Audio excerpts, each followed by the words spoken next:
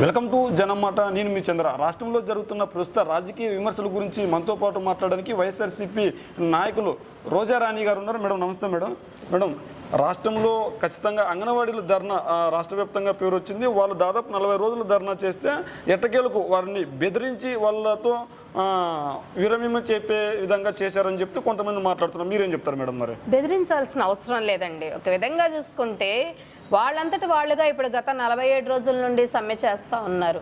ఏవైతే వాళ్ళు అసలు ముందు మేము మాట్లాడతామన్నారో ఆ మాట్లాడడానికి అవకాశం కావచ్చు అన్నీ మేము ఇవ్వటం జరిగింది. ముఖ్యంగా చూడాలి అంటే ఇవాళ అంగన్వాడీలకి వాళ్ళు ఏవైతే వాళ్ళ కోరికలు ఉన్నాయో అవన్నీ కూడా మినిస్టర్స్, గ్రూప్ ఆఫ్ మినిస్టర్స్ కూర్చొని ఆ సంఘాల వాళ్ళతో అందరితో కూడా మాట్లాడటం జరిగింది.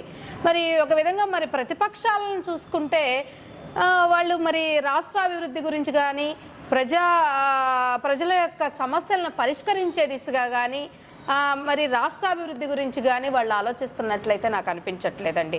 ఎందుకంటే ఎంతకి కూడా వాళ్ళ స్వలాభము స్వప్రయోజనాలు ఇంతే అనిపిస్తూ ఉన్నాయి.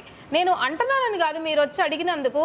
ఒక పక్క అందరూ రామజపం చేస్తూ ఉన్నప్పుడు ఎగ్జాక్ట్గా నిన్న మార్నింగ్ 11:50 మన చంద్రబాబు నాయుడు గారి మొబైల్ నుండి ట్వీట్ ఎలా వెళ్ళిందండి? రెచ్చగొట్టే విధంగా మేము లోబర్చుకుంటున్నామని చెప్పేసి మీరు క్వశ్చన్ అడుగుతున్నారు. రెచ్చగొట్టే విధంగా రాజకీయాలు ఎవరు చేస్తున్నారు?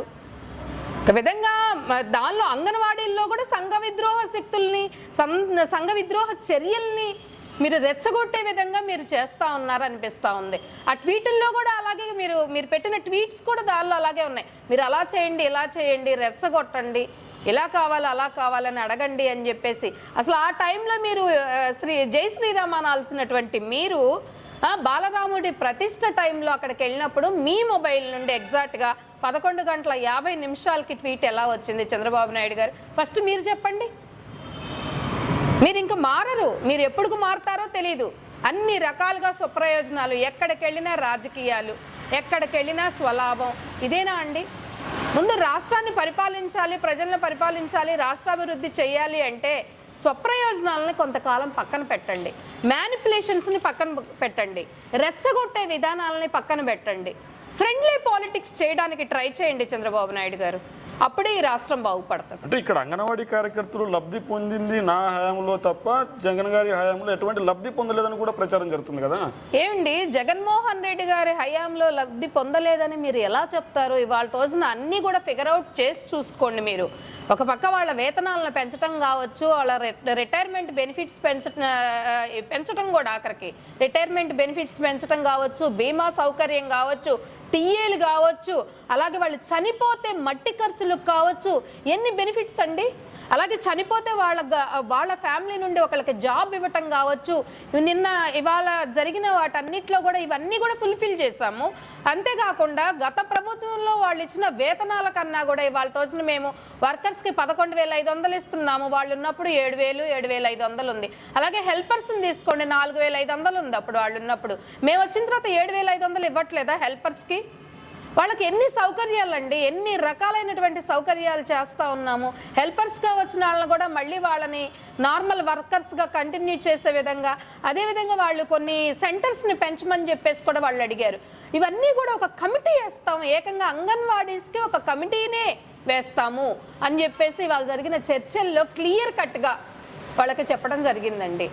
గవర్నమెంట్ ఒక పక్క జగన్మోహన్ రెడ్డి గారు వచ్చిన తర్వాత వాళ్ళకి ఇచ్చిన బెనిఫిట్సే కాకుండా వాళ్ళకి ఇంకా కొన్ని వాళ్ళు ఏవైతే గొంతెమ్మ కోరికలు ఉన్నాయో వాళ్ళందరినీ కూడా వాళ్ళ రోజున సాటిస్ఫై చేయడం జరిగింది. అంటే మీరు జూన్లో చేస్తామన్నారు, జూన్ కల్లా ఎన్నికలు వస్తాయి, మరి గెలుపోటములు ఎటన్నా ఉంది అంటే వచ్చేది మా ప్రభుత్వమే, ఖచ్చితంగా జూన్లో వాళ్ళకి న్యాయం చేసేది మేమని కూడా వాళ్ళు చెప్తున్నారు కదా. వైఎస్ఆర్సీపీ ఓడిపోతుంది, వాళ్ళకి న్యాయం మేము చెప్తా ఉన్నామండి.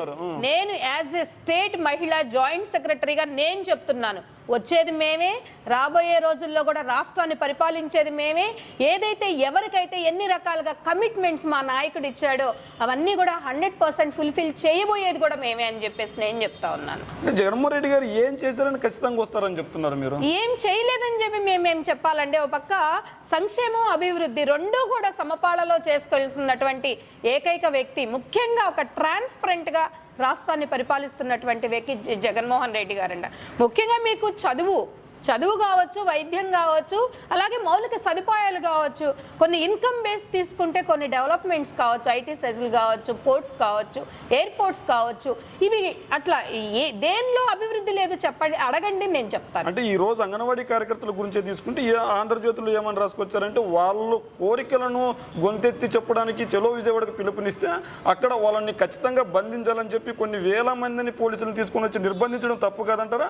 అదేవిధంగా వాళ్ళని ఇబ్బంది పెట్టడం తప్పు కాదంటారా? మరి ఇబ్బంది ఏమీ పెట్టలేదండి.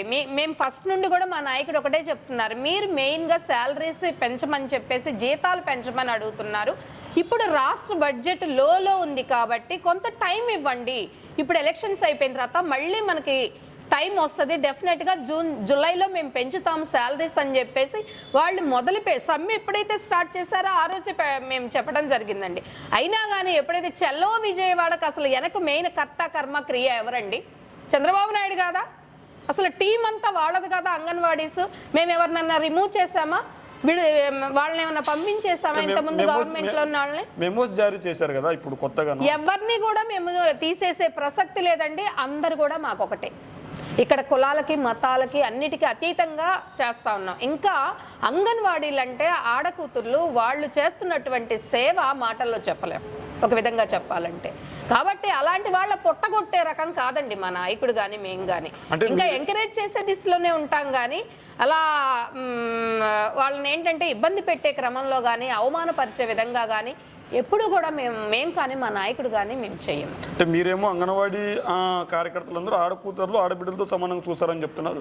ఈ రోజు సొంత చెల్లికే న్యాయం చేయలేని జగన్ గారు అంగన్వాడీ కార్యకర్తలకు కావచ్చు, అంగన్వాడీ ఆడబిడ్డలకు కావచ్చు ఏ విధంగా న్యాయం చేస్తారని కూడా ప్రశ్నిస్తున్నారు. సొంత చెల్లికి న్యాయం చేయలేదని మీరు ఎలా చెప్తారు? ఇదంతా పబ్లిసిటీ స్టంట్ అండి. అసలు ఆవిడ చెల్లిగా బిహేవ్ చేస్తున్నారా? ఫస్ట్ ఆవిడ చెల్లిగా బిహేవ్ చేస్తున్నారా? చంద్రబాబు నాయుడు వదిలిన బాణం ఇవ్వాలి ఆవిడ దత్తపుత్రికలాగా బిహేవ్ చేస్తుంది కానీ జగన్మోహన్ రెడ్డి గారికి చెల్లిగా బిహేవ్ చేస్తుందా? వైఎస్ షర్మిల లాగా బిహేవ్ చేస్తుందా? దత్తపుత్రికలాగా నారా వారికి దత్తపుత్రికలాగా ఇవాళ రోజున ఆవిడ బిహేవ్ చేస్తున్నారు. పవన్ కళ్యాణ్ ఏమో దత్తపుత్రుడు అంటారు, ఇప్పుడు both are working for CBN. That's what I am saying. That's what I'm saying, and everyone is think like that. She is not YS Sharmila. వైసీపీని ప్రశ్నిస్తే వాళ్ళందరూ దత్తపుత్రులు No, అసలు జరుగుతున్న పరిణామాలు అవే కాబట్టి మీరు తీసుకోండి. గత 4 నెలల నుండి కూడా స్టెప్ బై స్టెప్ మీరు ఎలా జరుగుతున్నది ఆవిడ ఏబిఎన్ ఛానల్లో ఇంటర్వ్యూ దగ్గర నుండి, గిఫ్ట్లు ఇవ్వటం దగ్గర నుండి, పవన్ని కలవటం దగ్గర నుండి, సిబిఎన్ని కలవటం దగ్గర నుండి, అలాగే ఎటు నుండి ఎటు వెళ్ళిందండి ఓ పక్క బ్రదర్ అనిల్ని అంటే వాళ్ళ హస్బెండ్ ద్వారా డికే శివకుమార్ కర్ణాటక అలా అలా అలా చైన్ తిప్పి చంద్రబాబు నాయుడు మామూలుడా అండి? ఆయన చేసే దీనికి ప్రతి ఒక్కళ్ళు కూడా ఆ ఉచ్చులో ఇరుక్కోవడమే, ఊపిరాడక చావటమే. ఒక్కసారి ఆ ఊబిలో గనక దిగబడ్డామంటే, చంద్రబాబు నాయుడు అనే ఒక ఊబిలో దిగబడ్డాము అంటే మళ్ళీ బ్రతికే ప్రసక్తి కాదు, అంటే ఊపిరాడకుండా అయిపోతాము. సో ఆయన ఇవాళ రోజున ఆ ఊబిలో ఆ వలలో ఒక విధంగా చెప్పాలంటే షర్మిలమ్మ కూడా ఇరుక్కుందని చెప్పి మేము అనుకుంటున్నాం.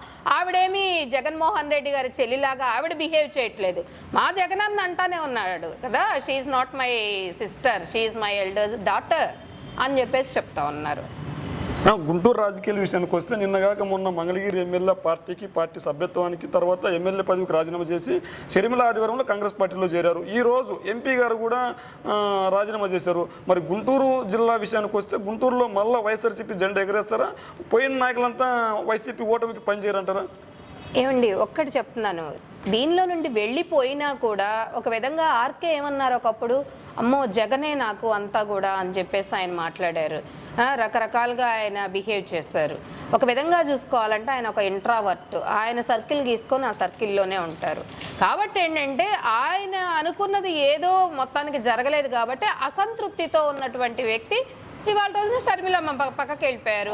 వెళ్ళటం వల్ల మాకు వచ్చిన నష్టం ఎంపీ గారు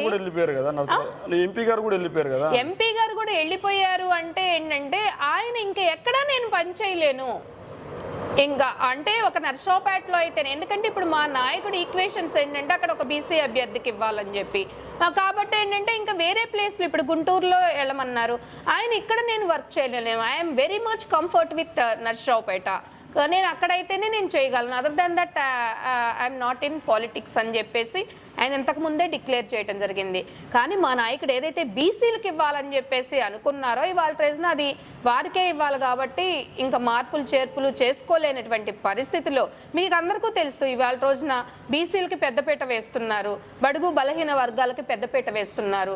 అందరికీ ఒక సమకాలీన న్యాయం చేయాలనే దృష్టితోనే ఒక సోషల్ ఇంజనీరింగ్ చేస్తున్నారు ఇవాళ రోజున ఎలక్షన్లో మన సీఎం గారు. కాబట్టి దీన్ని 100% అందరికీ నచ్చాలని లేదు, 100% అందరినీ సాటిస్ఫైడ్ కూడా మనం చేయలేము, నాయకుడు చేయలేనటువంటి పరిస్థితి. కాబట్టి ఈ విషయంగా అయితే నేను ఏం కామెంట్ చేయలేను. ఇవాళ లావు కృష్ణాజీ గారు వెళ్ళిపోయారు అంటే వారికి ఉన్నటువంటి పర్సనల్ రీజన్స్ వారికి ఉన్నాయండి. కాబట్టి ఏంటంటే ఇక్కడ గుంటూరులో వైసీపీ జెండా ఎగరవేస్తుందా అంటే డెఫినెట్గా ఎగరవేసి చూపిస్తాం గుంటూరు జిల్లాలో, దానిలో డౌట్ అయితే మీరు పెట్టుకోవద్దు.